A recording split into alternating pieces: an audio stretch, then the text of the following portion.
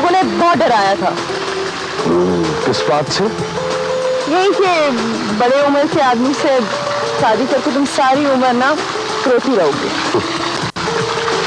लोगों को छोड़ो, तो अब तुम्हारा क्या ख्याल है? नहीं, आप मेरा ख्याल है कि मैं सारी उम्र बहुत खुश रहूंगी, हंसती रहूंगी। वैसे वाकई मैं समझती थी कि आप मेरे साथ चल नहीं सकेंगे। दौड़ लगानी है? कहाँ दौड़ सकेंगे आप मेरे साथ? आपकी बेगम मुझे बिल्कुल नहीं पसंद। उनका नाम कम से कम नेहरू निशा नहीं होना चाहिए था। आपके बच्चे तो बिल्कुल आप जैसे नहीं है। कम से कम आपके बेटे को आप जैसा होना चाहिए था, टॉल एंड हैंडसम। इसीलिए तो शादी की है। सिर्फ इसीलिए?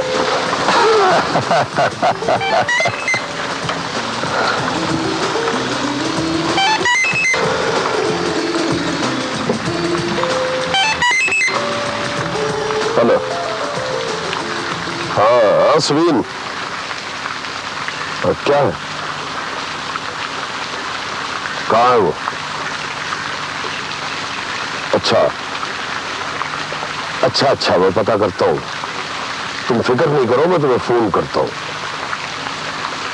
वैसे घबराने वाली कोई बात नहीं। ये घर से भागने का शौक उसका पुराना है। शायद उसने अपना शौक पूरा कर लिया। ओके, मैं तुम्हें फोन करता हूँ। बाय।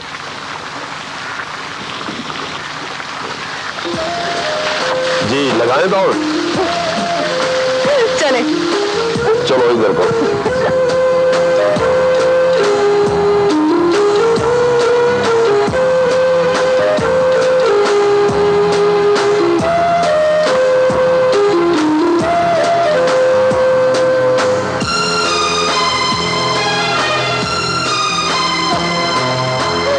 क्या हुआ, बस हो गई और दौड़ नहीं लगानी?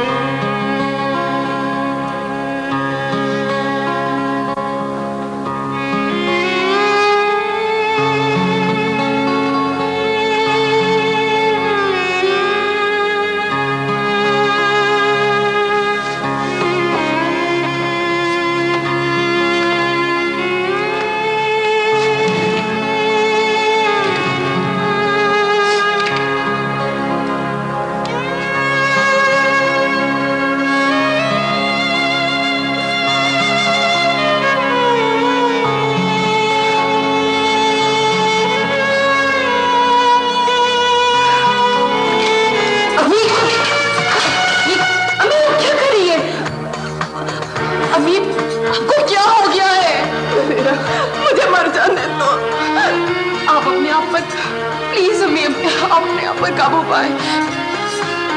हमारा बाप है तो वो शादी करके चला गया है, हमारी माँ है तो वो खुदकुशी करना चाहती है। ये है हमारे खानदान का वर्षा। अगर आपने ऐसी हरकत दोबारा करने की कोशिश की ना तो मैं अपनी जिंदगी खत्म कर लूंगी। याद रखिएगा आप।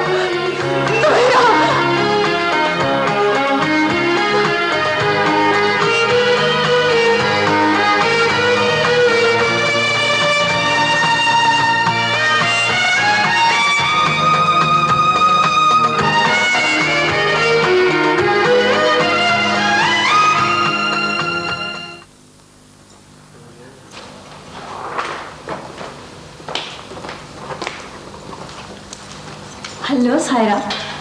अरे तुम, क्या हाल चाल है? ठीक हूँ। मैंने गाड़ी की आवाज सुनी, मैं तो परेशान हो गई थी, पता नहीं कौन आ गया। तुम सुनाओ, ठीक हो ना? मैं ठीक हूँ। कोई आया तो नहीं था? एक दफा 2 आदमी आए थे, तुम्हारा पूछने लगे। मैंने कहा मुझे क्या पता वो कहाँ गई है, कभी कभार आ जाती है।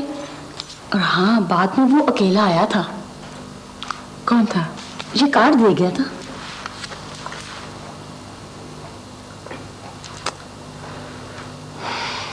कुछ कहता था?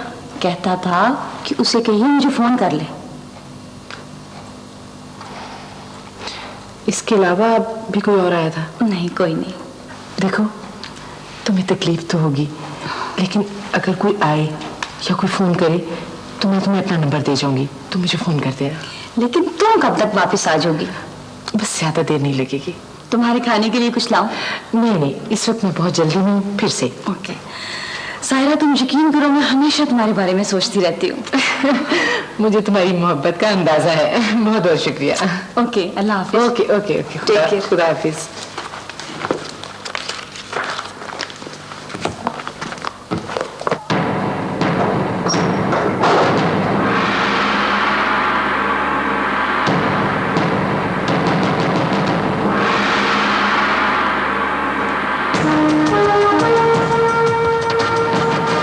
जाओ, तुम आज से आजाद हो। बस तेरा काम इतना ही था।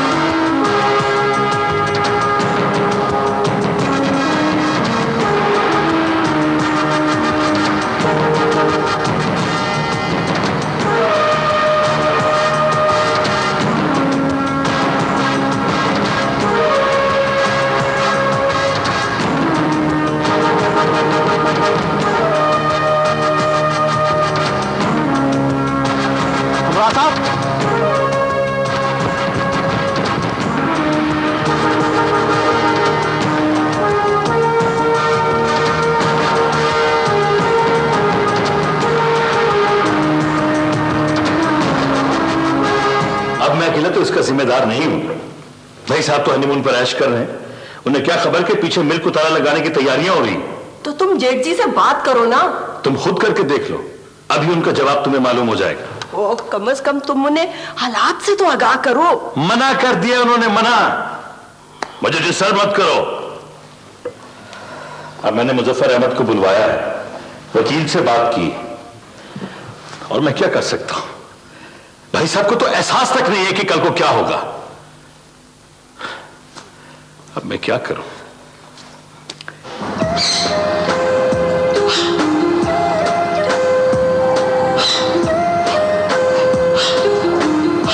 अभी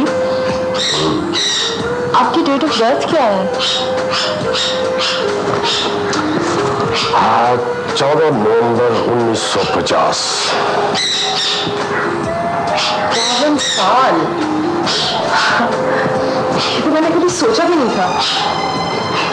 क्या सोचना था? यही कि आप मुझसे पूरे 30 साल बड़े हैं। दिन वक्त यही कि तो मुझे इस दुनिया में अकेले छोड़कर चले जाओगे। इस जिंदगी और मौत का किसको इल्म? तुम जानती हो अगले लम्हे में क्या होने वाला है। नहीं, फिर मेरा गुजारा कैसे होगा? मेरे नाम तो कुछ भी नहीं है, ना कोई एहसासा, ना मकान की रजिस्ट्री हुई है। मेरा क्या होगा अगर आपको कभी कुछ हो गया तो? प्लीज प्लीज निशा, तुम हनीमून पर आई हो। इस मीठी चांद को अपने आंसुओं में डूबने से निशाद,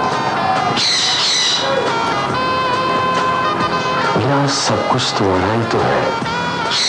सच?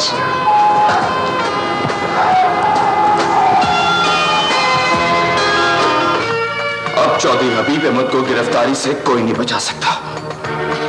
उसे अपने जागीरदार होने में बहुत फख्र है ना। जो आदमी बेगुनाह और कमजोर लोगों को कैद में डालता है, उसे अपने इस घिनौने जुर्म की सजा जरूर मिलनी चाहिए। मुझे तो बहुत अफसोस हो रहा है। हमारे खानदान की क्या इज्जत रह जाएगी? मुझे तो बहुत शर्म आ रही है कि लोग क्या कहेंगे। हमराज तरह तरह की बातें करेंगे कि बेटी ने माँ की बदसलूकी का बदला ले लिया। बाप ने दूसरी शादी क्या की कि बेटा बाप को मुजरिम बनाने पर तुला हुआ है।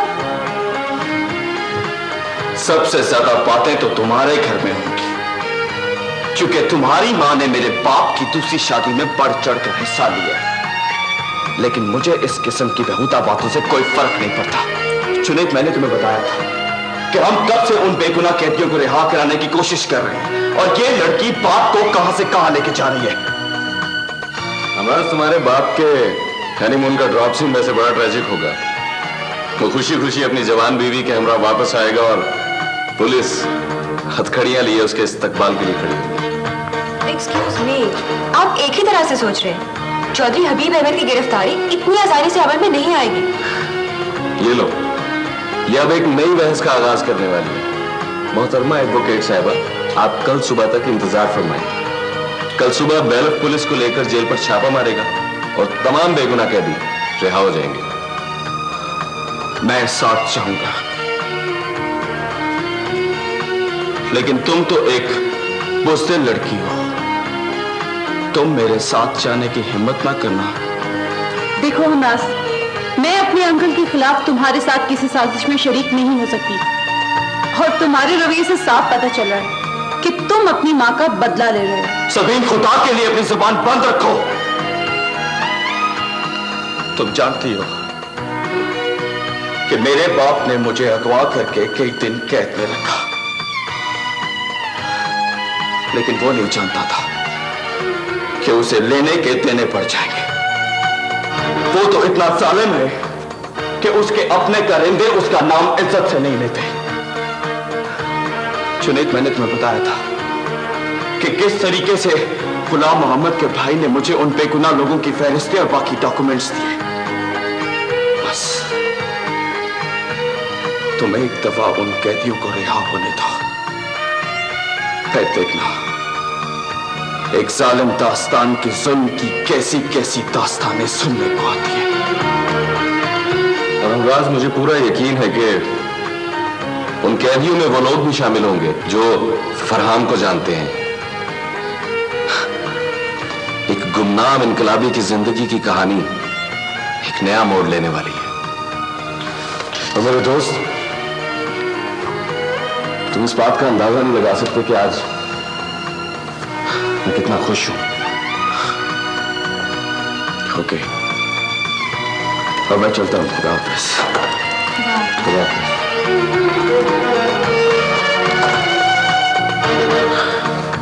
जुनैद, कितने जुल्म की बात है। मुझे लगता है जैसे हम गुलामों के दौर में जिंदा है। आज भी जालिम जागीरदार अपने मजारों को अपनी जाती जेल में बंद कर सकता है। लेकिन निम्रा, चौधरी हबीब अहमद की इस इबरतनाक सजा के बाद कोई भी जागीरदार ऐसी घटिया और घिनौनी हरकत करने की कभी कोशिश भी नहीं करेगा। मुझे पूरा यकीन है।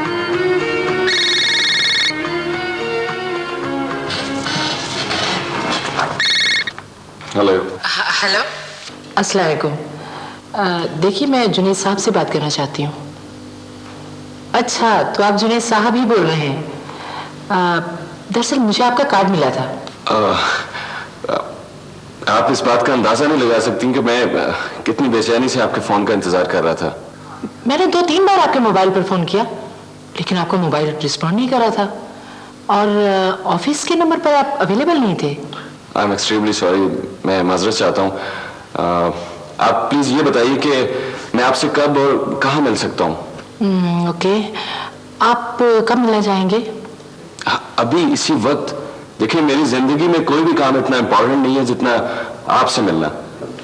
ठीक है, आप तशरीफ ले आइए। जी, मैं बताती हूँ, लिखिए। जी, एक सेकंड। जी जी, क्या बताया जरा प्लीज दोबारा बताइएगा। Okay, G36। जी ठीक है, मैं तकरीबन आधे घंटे में आपके पास पहुंच जाऊंगा। जी, खुदा हाफिज। खुदा हाफिज जी। निम्रा, मैं अभी एक ऐसी काबिल एहतराम खातून से बात कर रहा था जो फरहान को जानती हैं। यस, तुम अंदाजा नहीं लगा सकती कि मैं कितना खुश हूं। चलो, मैं उसे मिलने जा रहा हूं, तुम भी मेरे साथ चलो। गेट अप, जल्दी चलो।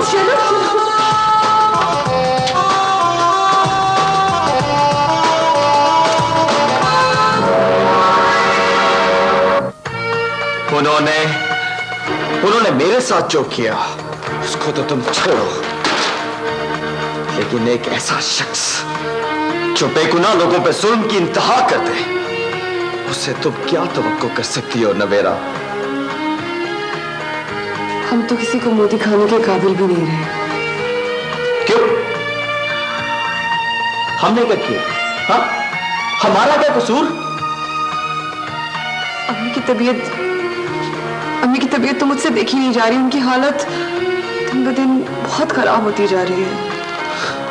वैसे तुम्हें अपनी उस सहेली को याद करके शर्म तो बहुत आती होगी। मुझे क्या मालूम था उस लोअर क्लास की नीयत में इतना हिर्स, इतना लालच था। मैं तो उसे पहचान ही नहीं सकी। लेकिन मैं उसको ऐसा सबक सिखाऊंगी कि वो सारी उम्र याद रखेगी। अब इसमें इशाद का क्या कसूर? वो तो कहेगी कि अपने बाप को समझाना था, वो उससे शादी ना करते।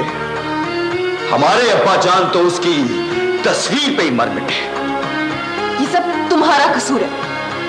ना तुम तस्वीर उठाकर बाहर रखते और ना अब्बू की नजर उस तस्वीर पर पड़ती। बच्चों जैसी बातें मत करो ना मेरा। अब क्या औलाद अपने बाप की नजर के सामने दीवारें खड़ी करे कि कहीं उसके बाप की नजर किसी खूबसूरत लड़की पे न पड़ जाए? तुम कहाँ जा रहे हो? तो अम्मी की तबीयत कितनी सख्त खराब है और वो सारा दिन तुम्हारा इंतजार करती रहती है। कम से कम उनसे मिल तो लो। मैं क्या था उनके घर में? वो सो रही है, उन्हें आराम करने दो। हर एक बात याद रखो नवेरा, इतना जज्बाती होने की जरूरत नहीं है। हकायक को तस्लीम करो कि रोने धोने से कुछ नहीं होगा, कुछ नहीं।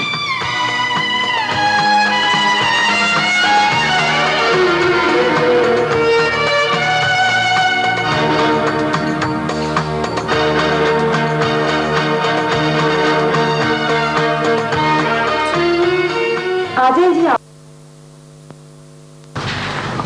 बहुत खूबसूरत घर है आपका। ये मेरा घर नहीं है। आपका घर नहीं है?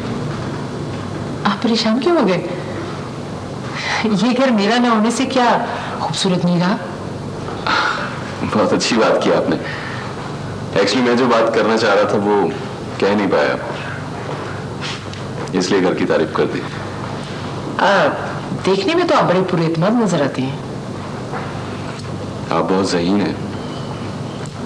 जब किसी की खूबसूरती की तारीफ करने की हिम्मत ना हो ना, तो बड़ी आसानी से कह दिया जाता है आप बहुत ज़हीन हैं। लेकिन आप में ये दोनों ही बातें हैं। जी? I mean, जहानत भी और खूबसूरती भी। बात किसी और तरफ चली गई। मैं अपना इंट्रोडक्शन आपसे करवा दूं। मेरा ताल्लुक एक बड़े कौमी अखबार से है। मैं क्राइम रिपोर्टर हूँ। मैंने आपके विजिटिंग कार्ड में पढ़ लिया था। मिस सहरा, मुझे एक ऐसे शख्स की तलाश थी जो फरहान को जानता हो। आप फरहान को जानते हैं?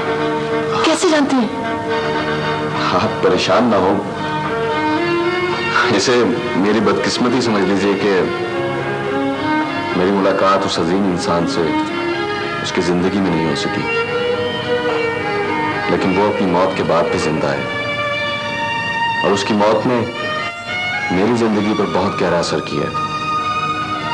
अगर आप इजाजत दें तो मैं इस पुरस्कार कहानी का आगाज सुनाना चाहता हूँ आपको। बैठिए।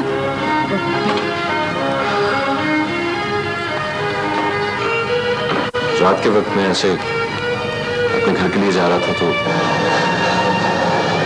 आइए क्राइम रिपोर्टर साहब, तो आपको इतला मिल गई?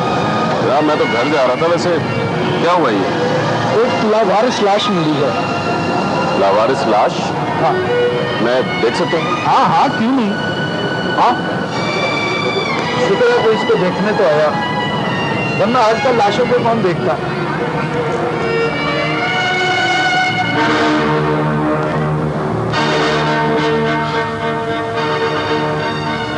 वो एक लम्हा मेरी जिंदगी के लिए नाकाबिले फरामोश लम्हा था। उस लम्हे ने मुझे अपनी गिरफ्त में ले लिया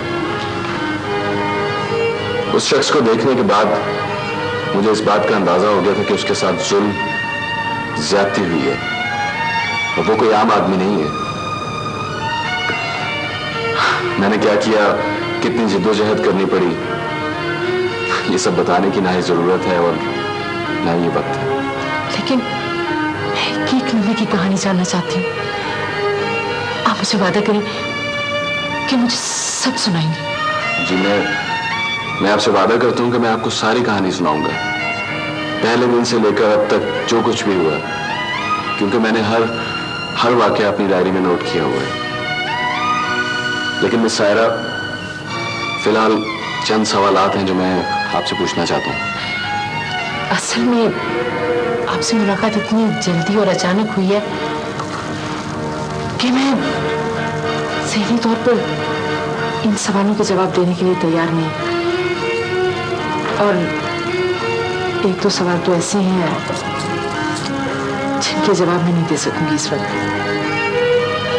आप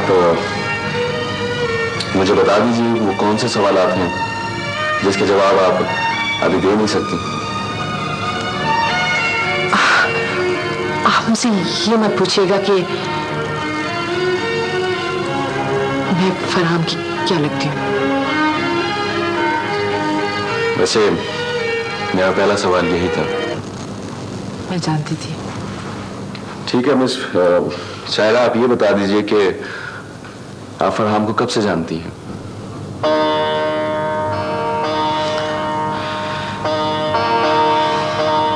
चार बरस 8 माह और 13 दिन।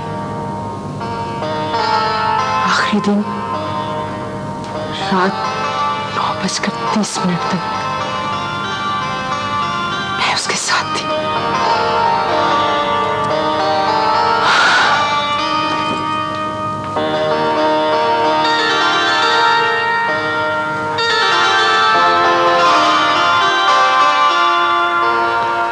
पंजाब के लहलहाते खेतों और सरसब्जो शादा जमीन को देखकर मेरा ज़हन तारीख में खो जाता है। बहुत जुल्म हुआ है इस जमीन के साथ। हम हकीकत से फरार क्यों जाते हैं? शायद इसलिए कि हम मौजूदा लम्हे की खुशी से खौफजदा होते हैं। दरअसल तुम अपने अंदर के मौसम से बाहर आना ही नहीं चाहती, हालांकि हकीकत जो है वो मैं अपनी आंखों से देख रहा हूँ। नहीं, तुम्हारे लिए हकीकत तारीख के जुल्मों से कम नहीं है, माजी में है। तुम गुजरे हुए वक्त को याद करके रोना चाहते हो। नहीं, ऐसी बात नहीं है। मैं तुम्हें बताना चाहता हूँ कि मेरा जी चाहता है कि मैं किसी पहाड़ पे खड़ा होकर जोर जोर से चिल्लाऊं, लोगों को ऊंची आवाज में बताऊं कि हमारे साथ जुल्म हुआ है, जुल्म हुआ है हमारे साथ। अंग्रेज ने जमीन के टुकड़े करके इस तरह फेंक दिया जिस तरह कोई रोटी के टुकड़े करके कुत्तों के आगे फेंक दे। 18वीं सदी में बंगाल का शहर मुर्शिदाबाद लंदन से छोटा नहीं था। इंग्लिस्तान का सनती इनकलाब सोने की चिड़िया खाए बगैर नहीं आ सकता था। अंग्रेजों ने हमारी शनाख्त छीनी, हमारी सरजमीन से हमारा रिश्ता तोड़ दिया, हमारे दिलों से मोहब्बत निकालकर उसमें नफरत भर दी। नफरत। दिल में अगर मोहब्बत हो ना तो उसे कोई नहीं निकाल सकता। मेरा जी चाहता है कि मैं तुम्हारे साथ इसी तरह दूर तक चलती रहूं, जहां आसमान और जमीन आपस में मिलते हैं।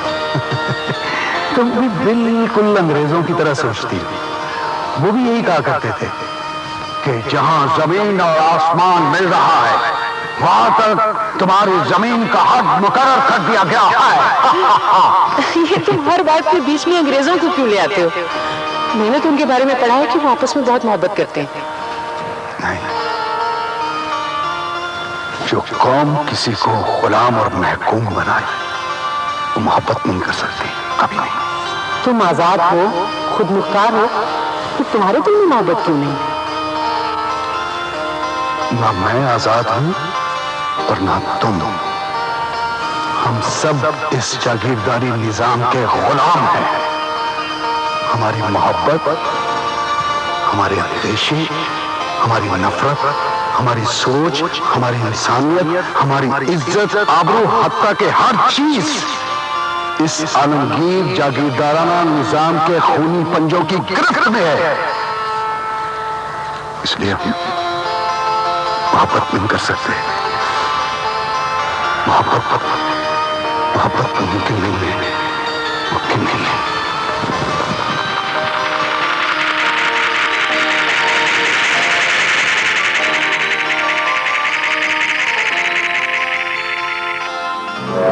अपनी जमीनें चौधरी के नाम क्यों नहीं लगा देता? सारी जमीनें ले लो, सारी ले लो। मेरी बेटी को कहाँ ले गए हो? मुझे उससे मिला दो, मेरी बेटी को। अच्छा, बेटी को मिल रहा है? मिला दे, मिला दे।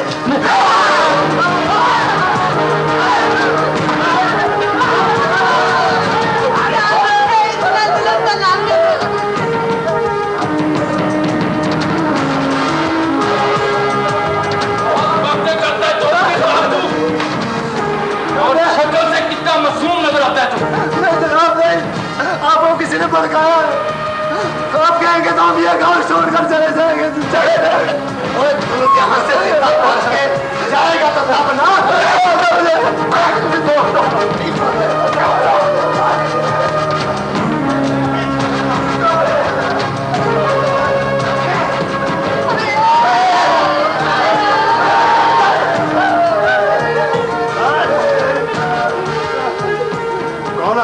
ये चोरी के खिलाफ बड़ी बड़ी बातें करता है। मैं कोई बातें नहीं की। मैं चौधरी की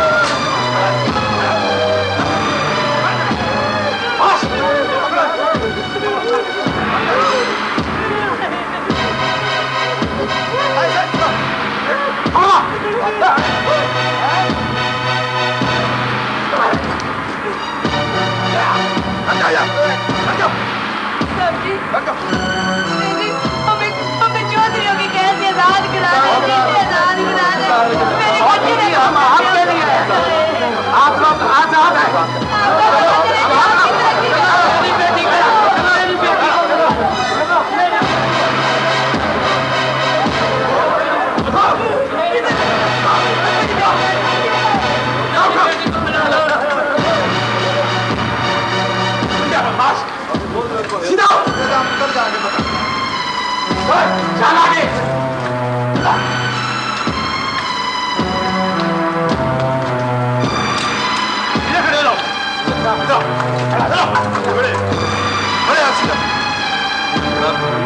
माशी निकाल दूं बड़ा जरूर चल चल जाओ चल चल चल। अब बहुत बहुत शुक्रिया नौजवान, आपने कानून की मदद की। कोई बात नहीं डीएसपी साहब, ये हमारा फर्ज था। लोगों ने जुल्म की इंतहा की, इसे तो मैं बाहर जाके देखता हूँ। तू बड़ा बदमाश बनता, चल अगले ले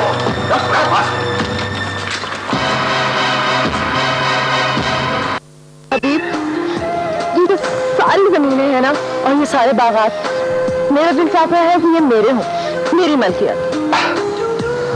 अरे तुम एक जागीरदार की बीवी हो, क्यों भूल जाती हो इस बात को? लेकिन इस जागीरदार ने अभी तक 1 इंच जमीन का मेरे नाम नहीं किया। तुम्हें पता है चौधरी हबीब अहमद हजारों एकड़ जमीन का मालिक है और इन जमीनों पर काम करने वाले हजारों मुजारे और जिम्मेदार इसका नाम सुनकर कांपते हैं। आप मुझे डराना चाहते हैं, पर मैं नहीं डरूंगी। आप मुझे गांव कब लेकर जाएंगे? मैं सारी जमीनें खुद देखना चाहती हूँ। हाँ, जहां तक तुम्हारी नजर जाएगी वहां तक जमीन की मालिक बन जाओगी। पर कब? आप बस बातें करते हैं, मुझे बहलाते रहते हैं। हद हो गई। तुमने चौधरी हबीब अहमद की सिर्फ बातें सुनी है, अभी इसके कारनामों से वाकिफ नहीं हो। याद रखो, जो लोग मेरे खिलाफ अपने जहन में बात सोचते भी हैं, मैं उनको कैद कर लेता हूं अपने कैद खानों में। मेरी तरफ देखिए, मेरी आंखों में। क्या कैद करना चाहती हो? मैं आपको क्या कैद करूंगी? इरशाद है, आप तो मेरी तस्वीर देखकर खुद कैदी बन गए थे, और इन आंखों से तो मैं रिहाई भी नहीं चाहता। चले आज मुझे किसी ऐसी जगह लेकर चलें जहां बहुत सारे लोग हों। मैं एक ऐलान करना चाहती हूँ। कैसा ऐलान? यही कि चौधरी हबीब अहमद निशाद की मोहब्बत के कैदी बन गए, हमेशा के लिए।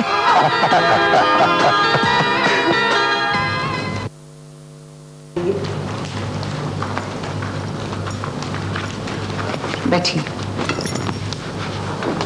मैं आप ही का इंतजार कर रही थी। जी शुक्रिया। आपने बताया था कि आप हबीब अहमद की, माफ कीजिएगा मुझे कुछ याद नहीं रहा, क्या लगती हैं आप उनकी? मैं चौधरी हबीब अहमद की क्या लगती हूँ, ये सवाल आप चौधरी हबीब अहमद से जरूर पूछिएगा। मैं कुछ समझी नहीं। मैं इसीलिए यहाँ आई हूँ कि आपको अच्छी तरह समझा दूं। जिस तरह चौधरी हबीब अहमद आजकल आपकी बेटी पर जान कुर्बान करने पर तुला हुआ है, इसी तरह चौधरी हबीब अहमद कभी मेरे कदमों में बैठा होता था। क्या मतलब है आपका? अरे आप घबरा क्यों गई हैं? बैठकर बात सुनिए, आप ही का फायदा है। बाय द वे, आपकी बेटी की उम्र कितनी है? चले छोड़ें, चौधरी हबीब अहमद की उम्र का तो आपको अंदाजा होगा ही। आप शायद मेरे मजाक से वाकिफ नहीं, मैं गैर संजीदगी पसंद नहीं करती। मैं बहुत संजीदा हूँ। क्या मैं पूछ सकती हूँ कि आप लोगों का कारोबार क्या है? क्या मतलब है आपका? पहले बेटी से इश्क करवाया, फिर निकाह भी पढ़वा दिया, और अब हनीमून पर भी भेज दिया। बहुत कामयाब हैं आप। आपको ये जुर्रत कैसी हुई कि आप मेरे ही घर में आकर मेरी इंसल्ट करें? चलिए जाइए यहाँ से आप। बेटी को ये सारे गुर क्या माँ ने सिखाए हैं कि दूसरों का बसा बसाया घर बर्बाद करके अपना घर आबाद कर लेना? आप निकलिए यहाँ से, इससे पहले कि मेरे मुलाजिम आपको धक्के देके बाहर निकाले। आप शराफत से चले जाए।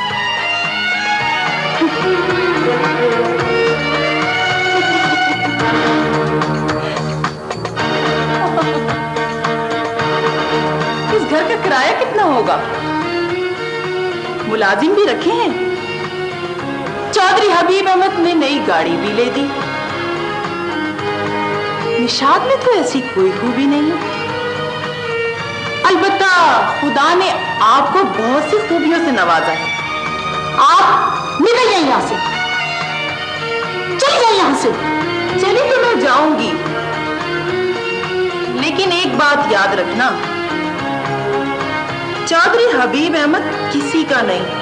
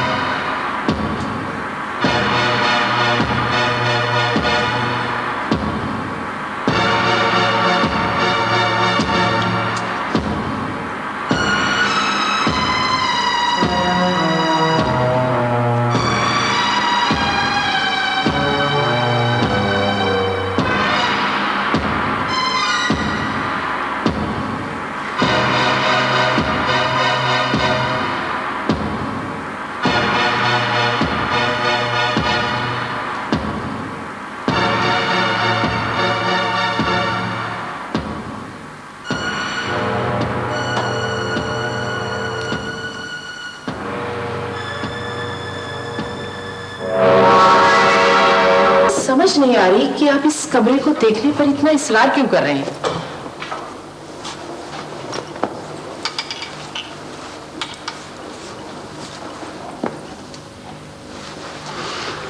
वाकई ये फरहाम का कमरा है।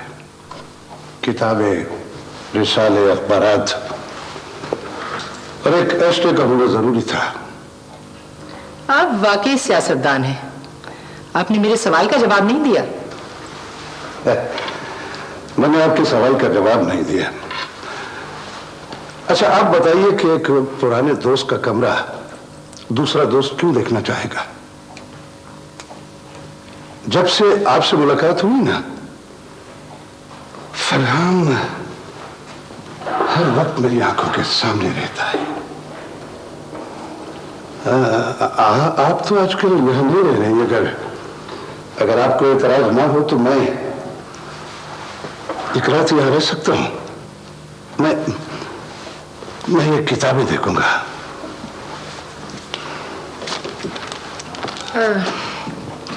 मुझे आपके यहाँ रहने पर क्या एतराज हो सकता है? शायद इन किताबों में वो किताबें भी हों जो उन दोनों ने मिलकर पढ़ी थी। यूनानी फलसफियों से लेकर मॉडर्न फिलोसफर्स तक सबके सब पढ़ डाले हमने, घोट कर भी गए। खासतौर पर क्रिस्टोफर कार्डवेल के studies in a dying culture, इस किताब में फरहाम की जान थी।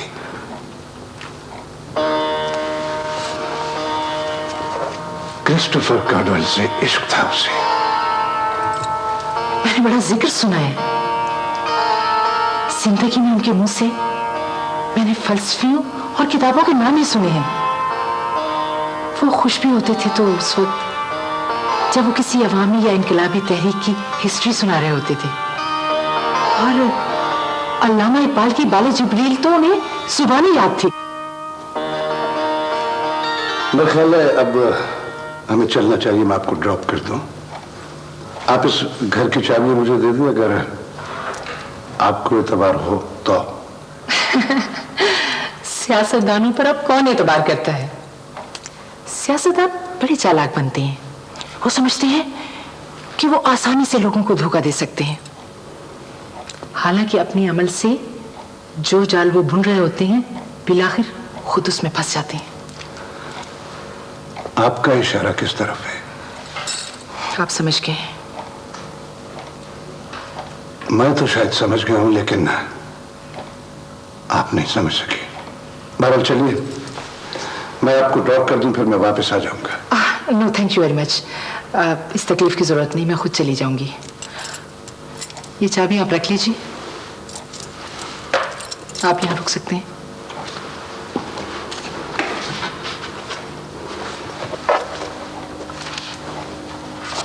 खुदा हाफिज।